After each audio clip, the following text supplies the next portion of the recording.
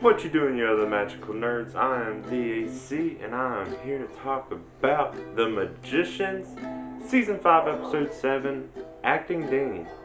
Now, this episode as a whole has some surprises. Some interesting ones at that.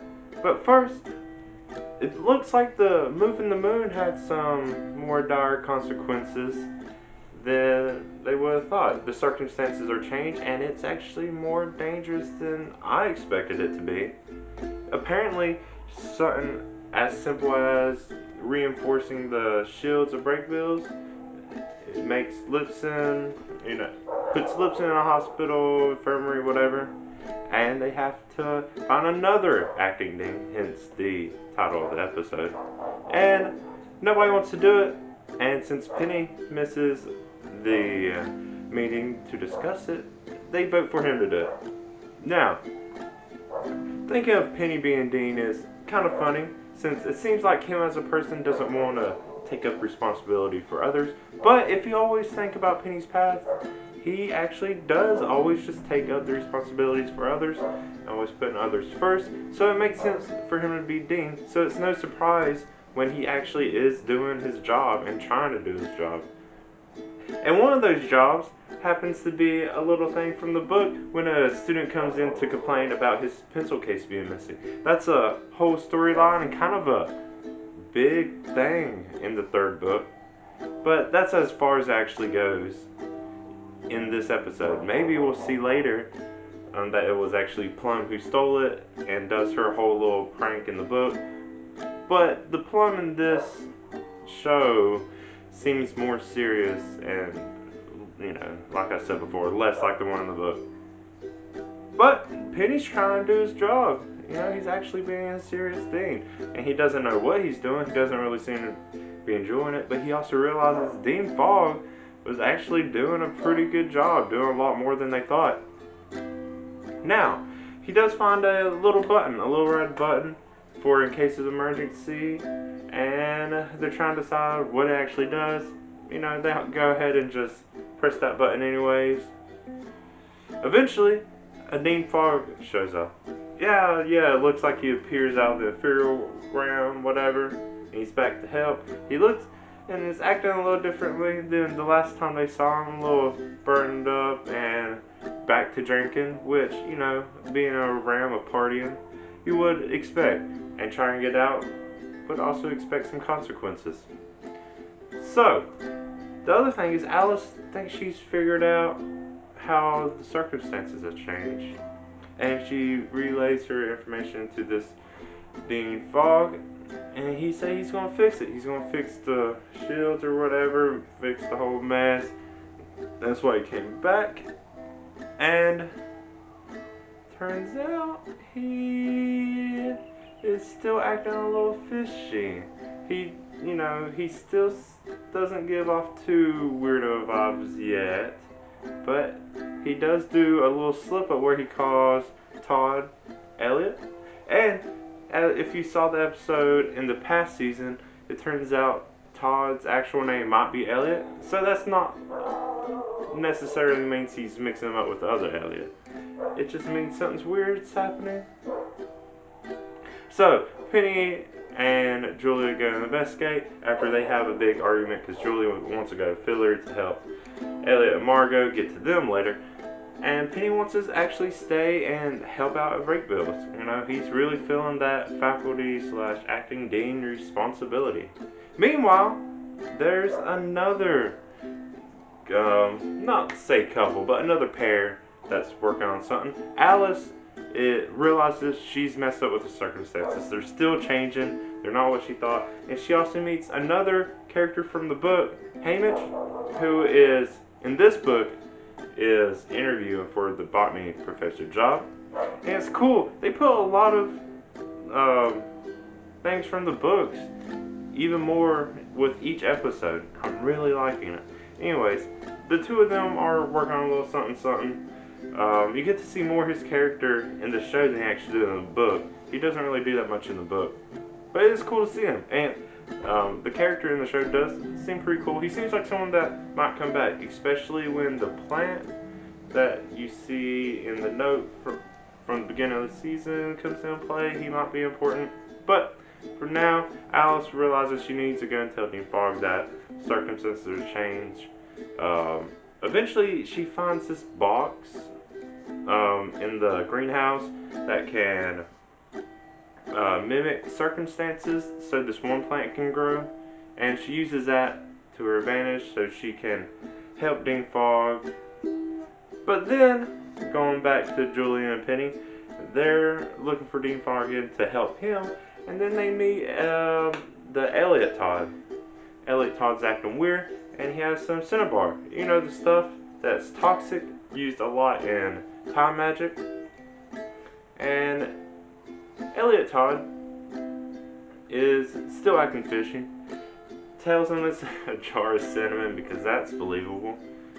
And doesn't listen to Julian Penny, steps on a magical landmine, blows up. And it's like, oh, Todd blew up.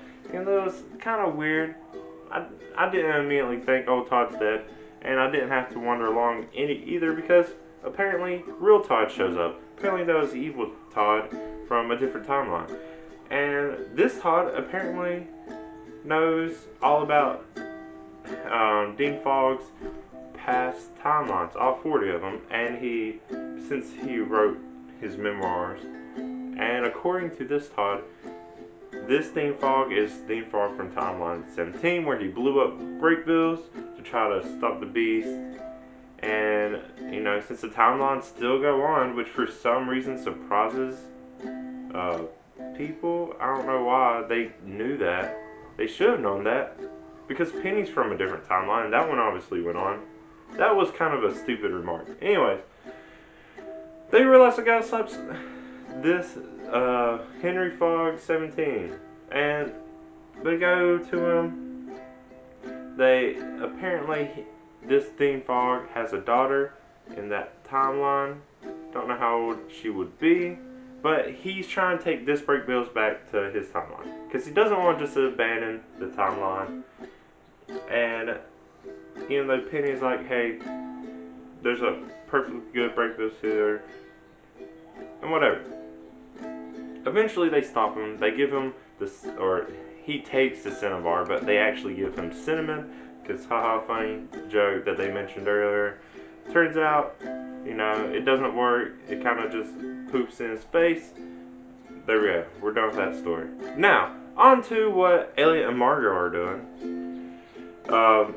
It turns out the Pickwick family is still kind of just being them. Yes, it turns out the descendant, what is his name, Prick?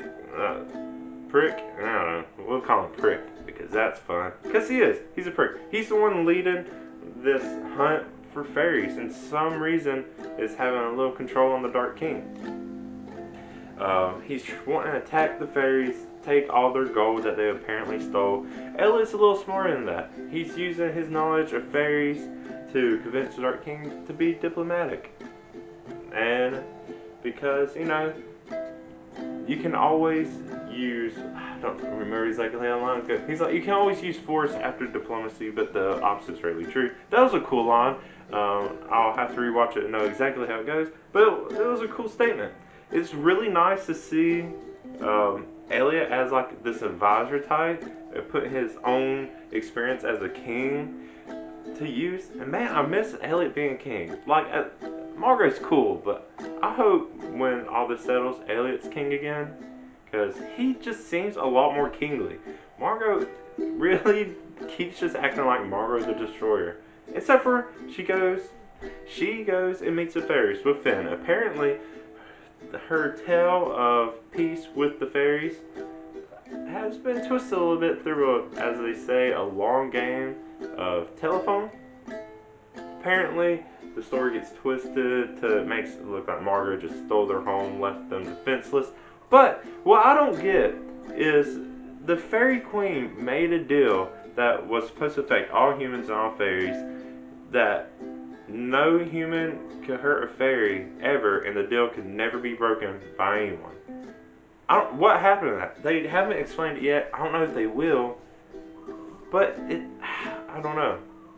Also, the fairies have a little more color to them now. They're still just as weird looking, but not as pale completely. Anyways, Mario gets their trust eventually thanks to Elliot warning them that they're coming to hunt them, even though they didn't even try diplomacy at all, which I guess Elliot assumed wasn't going to happen because it probably wasn't. Turns out the Prickwick, like that, is planting the gold to make it look like the fairies did it, because this whole time Charlton has just been like Elliot's sidekick and I guess spying on him. I don't know. It doesn't really show him do anything. It just shows him talking to Elliot. But yeah, he's planting them and he's using the gold shitting beetles to get gold and then plant it on the fairies, take it back to Dark King to try to convince some fairies are bad, blah blah blah. Eventually Elliot exposes him because good, he should. Also because apparently the gold stinks.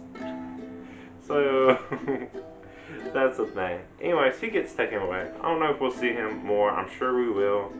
Them Pigwicks are a crafty bunch, as we have seen.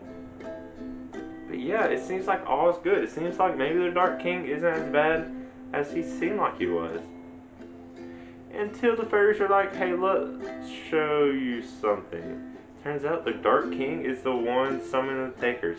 That wasn't a surprise either. That seemed kind of obvious that's what he was doing. At least for me, that's what I thought. But yeah, now Elliot knows. It turns out his what was seemed like a little crush isn't as good as he was hoping. So we get to see where that goes. Now, one more thing I want to talk about before I finish is Julie and Penny seem like they've finally broken up, which I was so excited about. Hopefully they don't get back together, they don't reconcile. I hope this is it for them. And Penny's talked about how he let the other Julia go off to Philly by herself. It didn't turn out well. I thought he was about to go with her and change his mind. He didn't though. Good. And it kind of just seemed like they ended it there. Good. Now I still want A. Penny to be with Julia, or not Julia. I hope A. Penny ends up with Katie. Because I mentioned before, I think when they all get down to the end or whatever, all the timelines combine into just one. So even Penny 23 would just join up with Penny 40, become one Penny. That way when Katie gets down there, whenever, if whatever, it'll be the same anyways. Because, they're still the same Penny. They still act the same, even there's these little differences. But, yeah, I just was so excited about that part. But, what did you think? Are you enjoying The Magicians? Man, I'm loving this season. It's so good and throwing so much in.